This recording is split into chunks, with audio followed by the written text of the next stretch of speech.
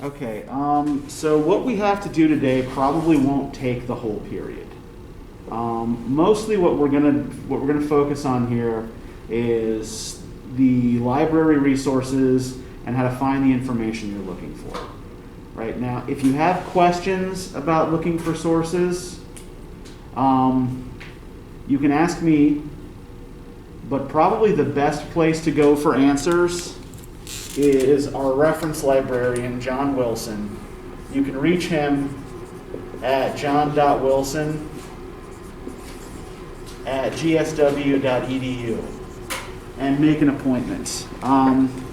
It is John's job to know everything about the databases and everything about what's in the library and to be able to help students find what they need for assignments, right? So he is particularly good at this. So if I can't help you, he can. It's probably worth it to spend just like maybe 15, 20 minutes with John, because it will probably save you hours of trying to fiddle around on your own to find stuff.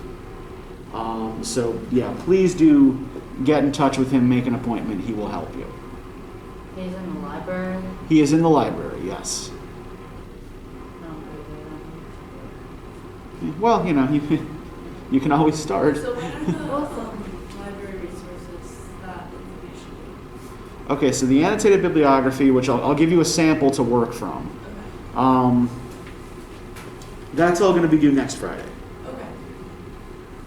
So you will have feedback on your third exploratory reflection by then. I'm going to look those over tomorrow. And you will have had some time to look for sources. So, yeah. The next chapter I want you guys reading and writing analytically is going to talk about what to do with those sources. But yeah, I do want to talk a little bit today before we start talking about how to use the library stuff, how to evaluate sources generally, right? Before you talk about that, Uh-huh. so are we going to be looking for, like, basically research that's backing up our thesis and, like, the way we've analyzed it? Or is it going to be research about which story we're writing on? Or both? More like the former, but not quite. What I want you to do is I want you to have a kind of like that general idea, that kind of basic thesis idea you got from exploratory reflection, and I want you to do research that's along those same themes, right? So if, say, you want to talk about, how the idea of slavery operates in Frederick Douglass's narrative, right? Those would be your search terms. And then you'd find a couple sources on that. And what I want you to do is try to come up with your own idea, your own argument that is based on these sources, right? So you're drawing your basic idea from the text itself, but you're looking at what a bunch of other people have said about it before coming to a strong conclusion about it, right? It goes back to that whole idea we talked about early in the semester of negative capability.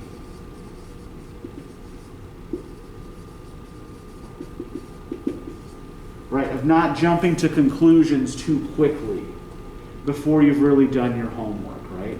Becoming comfortable with ambiguity before you settle on an answer. So that's how I would like you guys to approach this, right? How many sources do we need?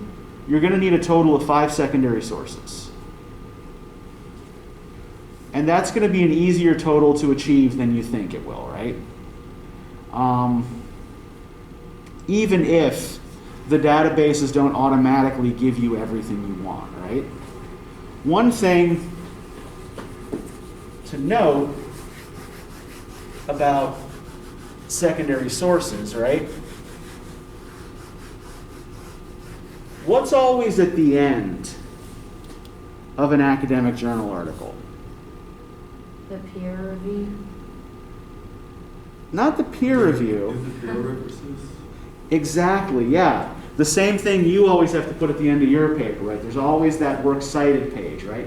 Sometimes it's going to be in footnotes along the bottom of the pages, but most of the time you'll find a bibliography at the end of the article, right? And so you can always use that as another place to go for sources, right? You can try to find the sources that your source used and work backwards from that. That is also just about the only use I will allow people to make of encyclopedias in this project, right? The basic problem with encyclopedias is that they are general sources of information, right? They'll give you enough, for your, 10th grade report on the imports and exports of Bangladesh, right? But they're not really going to give you anything in terms of analysis. However, one thing you can get from an encyclopedia article, even Wikipedia, if it's one of those that's not flagged, right, is a set of sources that you can use for more specific information, right? And let me explain quickly why I don't let people use Wikipedia on assignments. Yeah, that's one issue, right? The first issue is that it is basically just an encyclopedia, right? As a source of general information about a topic, it's not bad. It's generally speaking not, no worse than Encyclopedia Britannica or the World Book or, any of those other, those, encyclopedia sets that used to sell on TV when I was a kid, right? That no one buys anymore because everything's online. But, yeah, the other problem with Wikipedia is that it is possible for people to go in and monkey with it, right? Now, sometimes stuff gets corrected, and usually articles that are problematic get flagged, but people often ignore the flags at the top that warn you, hey, the neutrality of this is disputed, or this doesn't cite sources or things like that, right? Right. To give you an example of why I take everything on Wikipedia with a grain of salt, the dumbest person I went to grad school with spent most of his time editing Wikipedia articles on various British Romantic poets. One, because he thought he could count these as publications. You can't. And secondly, because he had this weird, bizarre axe to grind, right? So he was trying to prove that none of them were ever gay at all, ever. Which was, one, not true, and two, completely fucking irrelevant, right? Yeah, it's, so people like him are out there, right? These, weirdos in their parents' basements with strange axes to grind. And a lot of them spend a good bit of time on Wikipedia fiddling with articles, right? So just, be careful of that. But yeah, one thing you can generally use Wikipedia for is as a place to find sources, right? You can scroll down to the bottom of the article, see if they cite sources, if the sources are published by reasonable presses, right? And another thing that you can always do if you think a source might be questionable, right? Once again, we're all carrying around supercomputers in our pockets, right? You can always look up the author of the book or the article that's cited, right? And make sure that this is someone who has the proper credentials to be speaking on this topic and who is within the scholarly mainstream, right? Right, peer review usually settles this, but sometimes, particularly with ideologically motivated publications, this kind of falls through the cracks, right? So for example, if you do a search for a popular American history book called The People's History of the United States by Howard Zinn,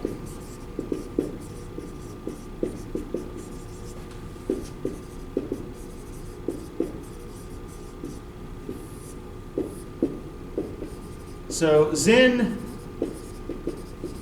was writing the history of the United States through the perspective of various marginalized racial, ethnic, and socioeconomic groups, right? So he tries to write chapters from the perspective, he writes about, say, Columbus's arrival in America from the perspective of Native Americans. He writes about, industrialization through the perspectives of the working class, right? He writes about Reconstruction in the South through the eyes of both white sharecroppers and newly freed black citizens, right? And one can quibble with whether a white dude with a PhD can actually inhabit these particular perspectives, right? But the basic idea that Zinn was challenging was the idea of history as this kind of top-down thing, right? Where we really only pay attention to the views of the elite stratum of society, right? You know, a certain group of rich white landowners and their descendants who've been running things for however long, right? Now, if you do a Google search on Zinn's book, you will also often find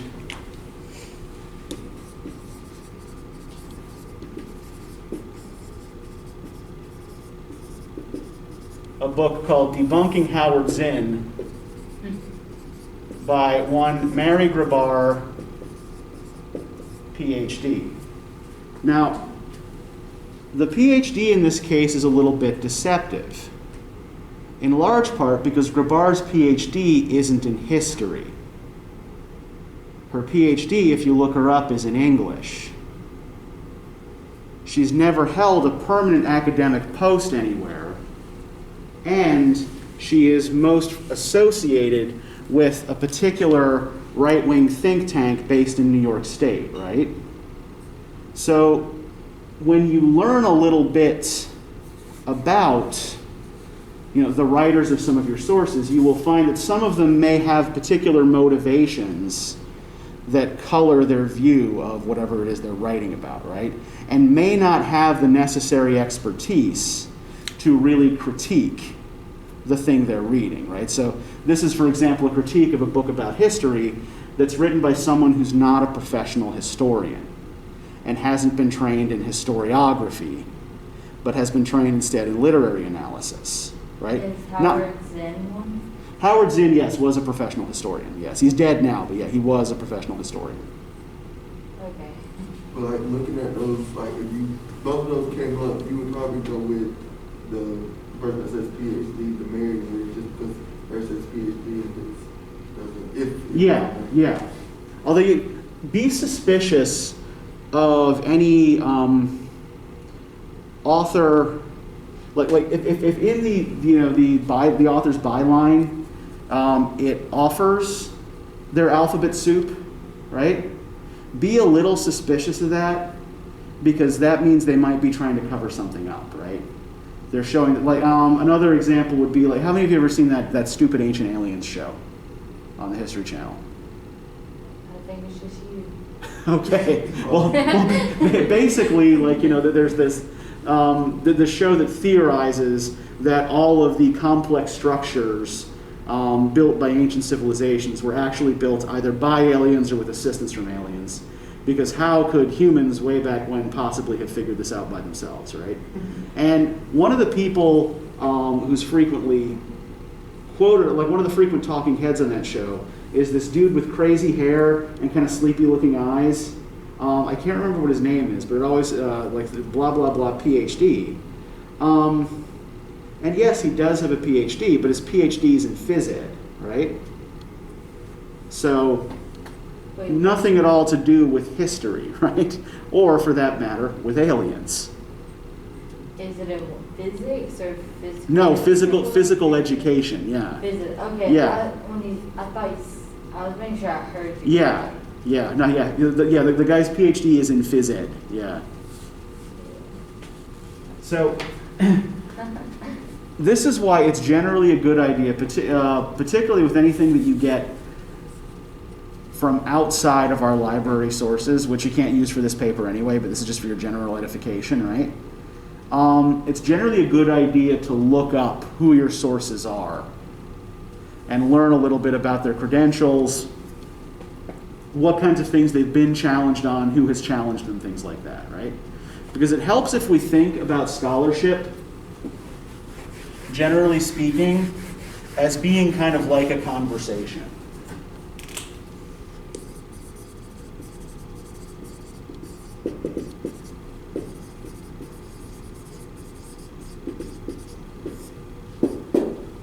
Right, there are small, almost like communities of scholars, right, who work on particular topics. Some groups are larger than others. For example, the number of Shakespeare scholars in my own discipline is relatively large, right? But they have their own particular jargon, they have their own particular sets of concerns, and they are, most of them are familiar with each other's work, right? Even if they don't know each other personally. Now, I work primarily on a Northern Irish poet and playwright by the name of Louis MacNeice. There are about 6 or 7 other people worldwide who do most of their work on MacNeice. We all know each other. We are all in the same panels at conferences, right? We review each other's articles for publication, things like that, right? So that's one thing to remember when you're looking at your sources, is that they're aware of each other, right? They know each other's work, and they're often responding to each other's work, even if they don't say so directly, right? So one thing that we're going to have to figure out how to do, and we'll work on this next time, is to put, say, source A in dialogue with source B, right? Where do these people have common ground, right? If you look at where all your sources have common ground, you can see there kind of where the baseline for that discipline is, right? So the baseline for study of this topic is this. This is what everybody agrees on. And then from there, you can branch out and look at the sorts of things they disagree about and they argue about and what their basis for disagreement is, right? Yes? So would it be a good idea to, whenever we're doing this, like you said, look at their sources to see if all of their sources kind of line up with each other, or if they use the same article in a sense? Yeah, you can actually tell that just from a glimpse at the bibliography at the end, right, or the footnotes at the bottom, if they're using the same sources. Yeah. Okay. And a lot of them will. And if you've say got like 3 sources for your paper, and you see like there's one book or one article that everybody cites, what should you do? Use that book. Yes, get that book or that article, right? Because if everybody is citing it, that means it's particularly important, right? Okay, so in terms of how we're going to go about finding sources here, right? When you're doing your research, whether in the library or at home or in another computer on campus, it's generally a good idea to keep 3 library tabs open. And we'll get to why in a moment, right? Yeah, go ahead, sir. What were you going to say? No, I was about to say you already clicked on it, but then you were explaining. Yes. Because, you are going to sometimes have to kind of cross-reference between the 3 tabs, right? And if you just have the 3 open from the beginning, it's a lot easier. So, for this tab, we're going to be searching Galileo. And I'm going to show you 2 databases that are going to be particularly helpful for this assignment, right? The easiest way to search is for a database to search by subject, right? Because does anybody know, by the way, why I want you to go to specific databases and not just search in the Galileo bar up above there? What happens if you just search in that Galileo bar? What's it searching? Everything. Yeah, everything in every database, right? So you're going to end up with a lot of static, with a lot of noise, a lot of stuff that's not relevant. So I'm going to show you first a more general database that won't give you as much as all of Galileo will, but may sometimes give you a little bit too much and you might have to do some sifting, right? And another database that's a little more specialized that will tend to give you fewer but more specific results, but also doesn't always give you a full text article right away. You have to do an extra step to get a full text article much of the time. Okay? So we'll start with the more general database, which is called Jstor. So we'll go to Subject, Literature and Writing. Although because Jstor is a general database, really you can get to it from just about any topic.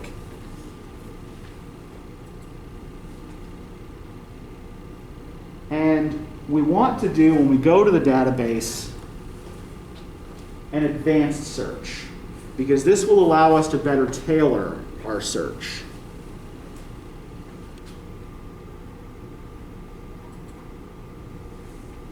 Right? If we do the basic search and we just type in that bar, and we're doing basically the same thing with Galileo, right? We're just giving it a couple of words and it's going to spit out anything in the database that has those words in it. So this way we can actually have a little bit more control over what it is we want, right? So let's say we want to write about Gandhi and history. Now, the and here, so does everybody know how Boolean search terms work, what that means? Boolean search terms. I don't know what Boolean means. Okay. You actually have probably used these even if you may have not known what they were called, right? When you are doing a Google search, how do you make sure that your search doesn't turn up a bunch of irrelevant words or irrelevant pages? You put keywords in them. You put keywords in, yeah. But what do you do with those keywords? Separate them. You separate them. And you put them in quotes, right?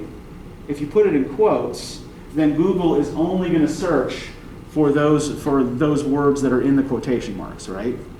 Together in that phrase, right?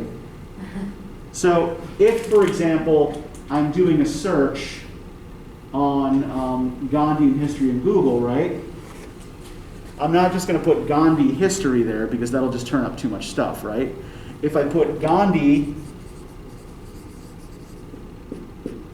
and history in quotes and I link them with and in all caps, then it's only going to give me results that contain the words Gandhi and history, right?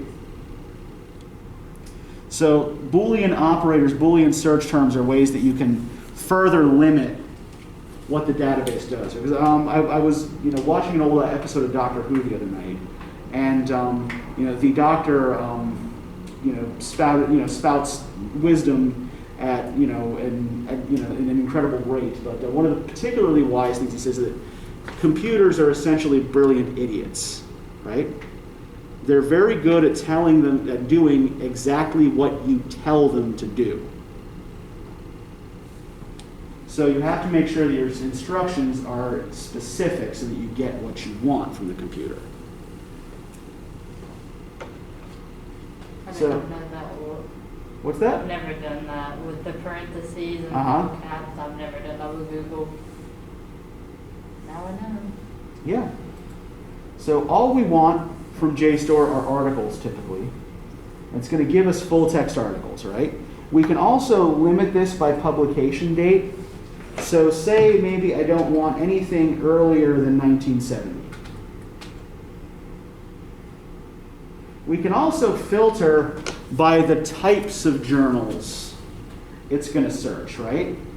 Now you can't make too many choices here, or because the algorithm isn't all that smart, it freezes up and won't give you anything. But yeah, you just want to make a couple of choices here. So let's say because Gandhi's argument is focused primarily on economics in India, right? Economic development in India. Let's go with Asian studies journals. And let's see what it gives us. So that's 899 results. That's kind of a lot, right? That's probably more than we want to really sift through. So we have to think about ways that we can limit this, right? One thing we can do is change our search terms to make them more specific. So part of the problem here might be that in India, Gandhi is actually a ridiculously common last name. So not all of these Gandhis in the database here might be our guy, right? So let's add his first name, right? Mohandas Gandhi. And maybe we add a second search box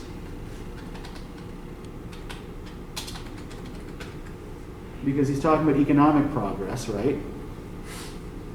To further narrow our results. And we'll look in Asian Studies journals again, and we'll see what this gives us. Okay, so that cut it down significantly, right? Now we got only 32 results. This is a lot easier to sift through then, right? So the more specific your search terms, the fewer results you're going to get, and that's a good thing, right? You want to get fewer results because then it's going to take you less time to sift through the irrelevant stuff. So let's look at what we've got here. Okay, so a lot of this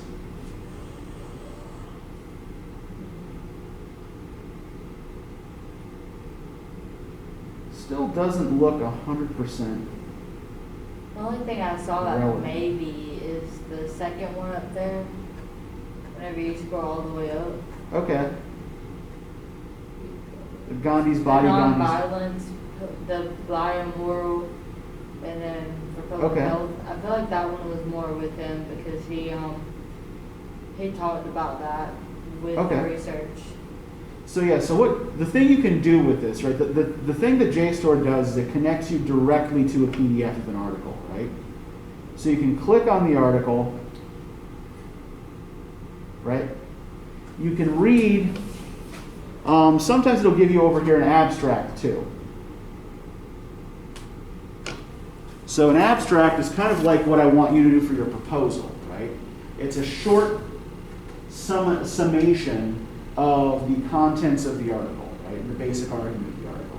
So you can read the abstract to figure out whether or not this is something that's actually going to be helpful for you. If there isn't an abstract, then you can maybe just try to read the first few pages, right? And see if it mentions anything that seems relevant to what you're doing, right? But what you want to do with Jstor, right? So you don't have to keep going back to and searching for the articles you need, right? When you find something that's useful that you like, download the PDF directly to your computer, to a thumb drive or whatever, right? That way you can keep it in perpetuity. You have it as long as you need it. You don't have to keep going back to the database to search for it, right? So does anybody have any questions about using Jstor? This is fairly simple, right? This is not terribly hard stuff. Okay, so I'm going to show you another database, which is a little bit more specific. It is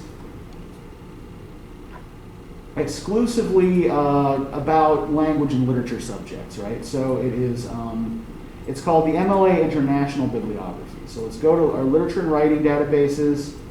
We'll click on M, and it's on the second page of these. So we want the MLA International Bibliography with full text.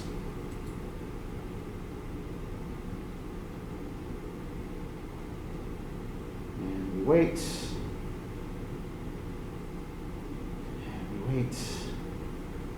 And we wait. Okay, here we go. So this doesn't give you the kind of handy-dandy search boxes that Jstor does. But you can still do this whole thing with Boolean operators here, right? So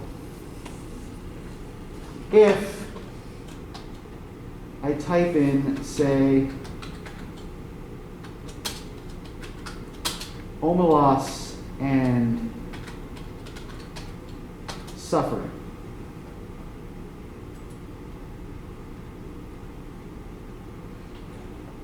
this is what I get, right? It gives me 3 articles. That's for page 1. What's that? Is that for page 1, or is that? Well, it's only given me 1 page of results, right? So it's just 3 articles here. So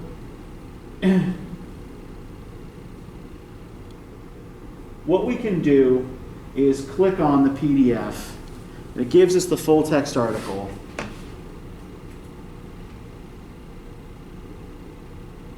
And we wait.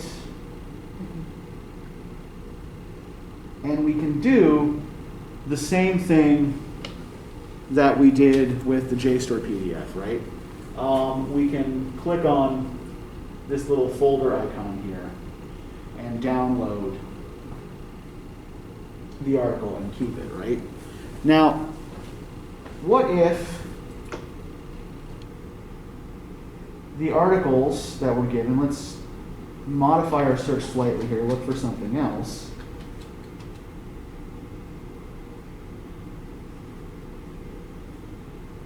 What if the articles that were given here, like what if, let's say, this Walking Toward Elfland, Fantasy and Utopia, and Ursula K. Le Guin's The Ones Who Walk Away from Omelette, or, oh, this looks good, this looks like the sort of thing that I want, but what does this not have here? What's missing at the bottom of this that we have it? The PDF. Yeah, this doesn't connect directly to the PDF, which means that this article is not in our library databases, right? This doesn't mean that you can't get the article. So we subscribe to an interlibrary loan service called Tipasa, and you'll find the link to Tipasa on the library webpage in the little sidebar here, right?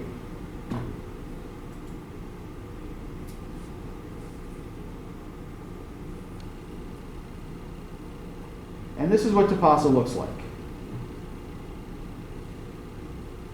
And it looks like I have some crap I have to download. So when you log into the page, the first thing you want to do is create a request. And you can request an article, a book, or other. What other usually is a book chapter, right? So if you're doing your searches and a chapter of a book comes up, you don't need to request the whole book. You can just request that chapter, and they'll send you a PDF of it, right? Which is way easier than having to deal with a physical book. Did you have to create an account?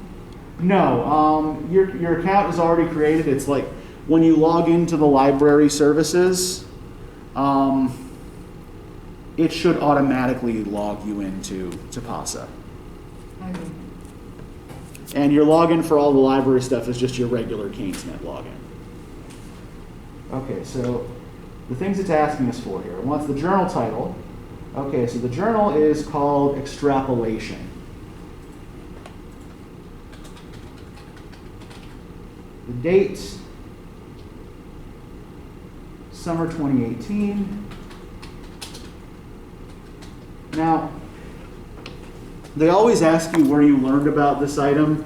They don't actually need this information to give it to you. You'll get the article no matter what you say here. So I usually just fuck with them by putting in something weird that will either amuse the librarians or make them think I'm nuts, right? So let's say something from a divination I performed upon the liver of a three-legged goat.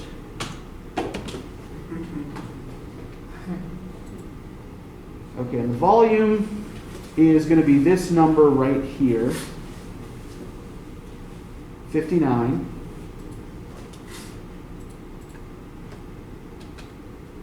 The issue number is the number in parentheses right next to the volume number, so 2. And then it wants the page numbers, 149 to 162. The title of the article, I usually just try to copy and paste.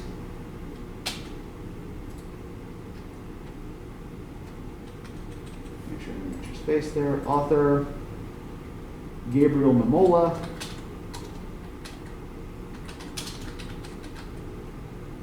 And you do also have to tell it when you need the article by. So, just, pick a date that works for you. I don't know that they actually abide by this, but it's been my experience that usually when you request something, they get it to you very quickly. So you should have the PDF you want within 24 hours in most cases, right? This does work very fast. Also, when it goes to service type, make sure you ask for copy. Now, it'll default to this when you're asking for a journal article, but when you're asking for a book copy, the default is, for a book chapter, it defaults to loan here, right? If this box says loan, it's gonna send you the whole damn book. You probably don't want the whole book, so just make sure that this is always set to copy.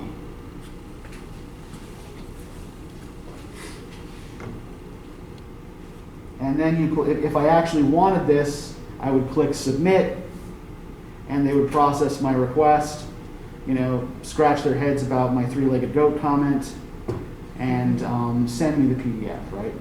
And then when you get the PDF, you'll get an email that says it's ready. You'll have to log back into Tapasa, and on your home page here, you'll have 5 views for each article you request, right? You get to download it from this 5 times, after which it won't be available anymore. So what you do is the same thing you do with articles you get directly from Jstor and the MLA bibliography, right? Open it up, download it, keep it, then you don't have to worry about it, right? Okay, so any questions about Tapasa? Okay. One more eventuality for which I want you to prepare. One other thing that I want you to know how to use, right? So let's see. This is all journal articles. Okay, let's say that I wanted, this is a book chapter here, right? Walking Away, Lessons from Omelas, right? Let's say that I wanted this whole book. Because why not, right? So what I would want to do is check to see if it's available in our library system. Now, when I go to Gilfind, I do not just want to search the GSW library, right? Nothing against them. They do their best with a very, very limited budget. But the odds that they actually have this book are pretty slim, right?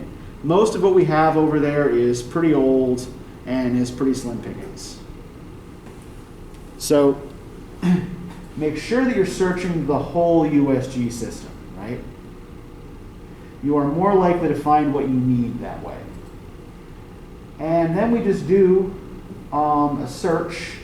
Let's try the title, Fatal Fictions.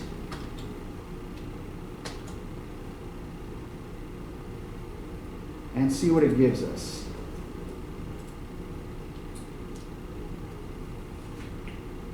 Okay, this is exactly what I wanted, this first result, right? So I click to check availability from other USG libraries.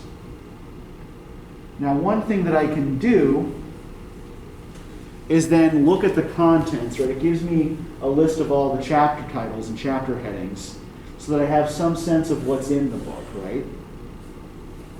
And if I decide this is something that I want, I can click on this little box that says Show Libraries. So there are 2 copies of this in the system. One's at Georgia State, one is at UGA. Most of the things you will find will be at Georgia State or UGA, right? Those are the 2 biggest libraries in the system. So they're the ones that have the most stuff. So let's request it from Georgia State.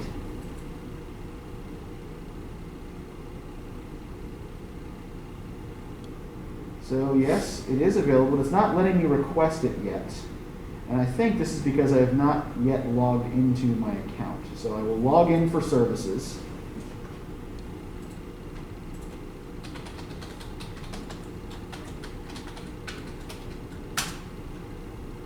No, I don't want to save it. And let's try this again.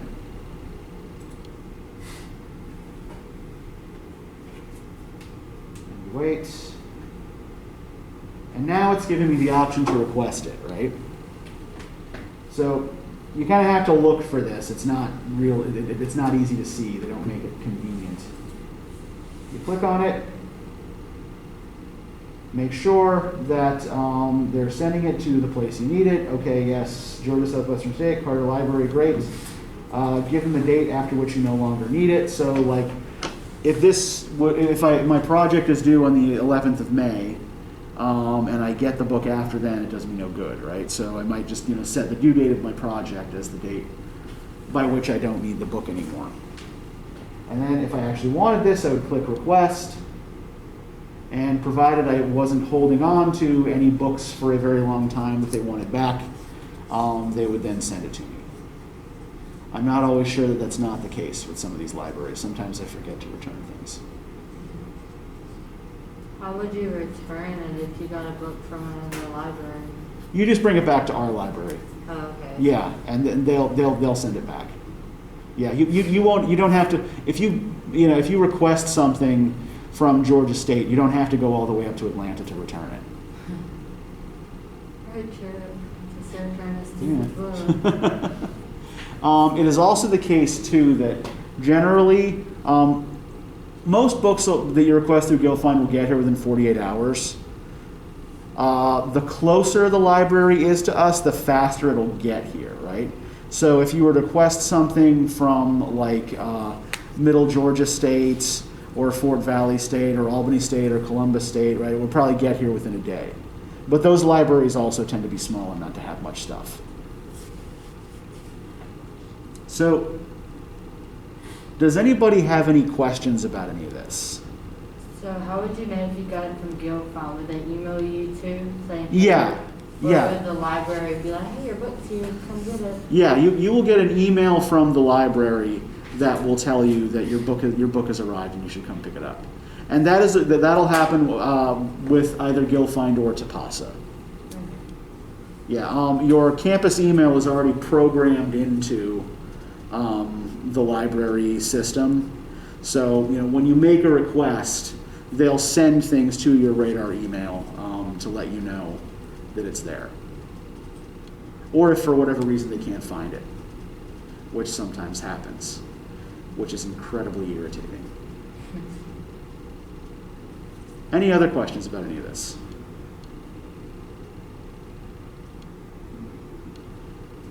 All right, we can do this, right? Yeah, hopefully. I have every confidence in you that you can do this, or I would not, or I would not assign this. It's just overwhelming with all the Mhm. exams and the paper and Mhm. projects, and you're just like, dog, we got 3 weeks. What the hell are y'all doing? Y'all not communicate? Well, the problem is like the way the semester is structured, right? Like, if I assess you on all this stuff now, right? Then what do we do with the rest of the 3 weeks of At class? least yours is like spread out. It's not like you just threw this fat essay on us all at once. Yeah, it's kind of Uh-huh. happy it's spread out. It's like Yeah. a process, and you're Yeah. actually taking steps to help us through the process. And if this was an upper division class, I would probably not be doing quite as much of that. If this is like a 3,000, 4,000 level class, the assumption would be that you know how to do this. But because this is only a 1,000 level class, right? 1,000, 2,000 level classes, I do this multi-step process, and I go over how to use the databases with people because I'm assuming that you don't know how to do this yet. We kind of did it some last semester, right? Uh-huh. The first part of this class. Yeah. At the end, we had to do a research paper. We didn't go this far. Uh-huh. We were just like Galileo, kind of like touch it. Yeah. Well, and I think 1102 is supposed to be a little more advanced, right? So a little bit more specific here. Who did you have 1101 with? Dog, man. Oh, okay. In this room, too. Oh. Did you guys do the reacting to the past thing? Yeah. Ancient Greece. It was weird and funny. What was your faction? Persepolis? Ah, okay. Right, the Democrats. Nice. With my first research paper, she just gave us a rubric and said, Uh-huh. this is what I want, this is what I expect, go do it. And I'm sitting here like, I've never Uh-huh. written a research paper, so this doesn't help. Yeah. And she Well, had like one video and it was kind of like a shitty video. So I was like, all right, cool. yeah. Well, you guys will have time to work on this in class. We're going to do some exercises to help with some of the things that students usually find difficult about this. And again, like everything is broken up into stages. So we're going to try to make this, I can't make it totally painless, right? But at least none of you will feel like the child in the broom closet, right? Yeah, I've had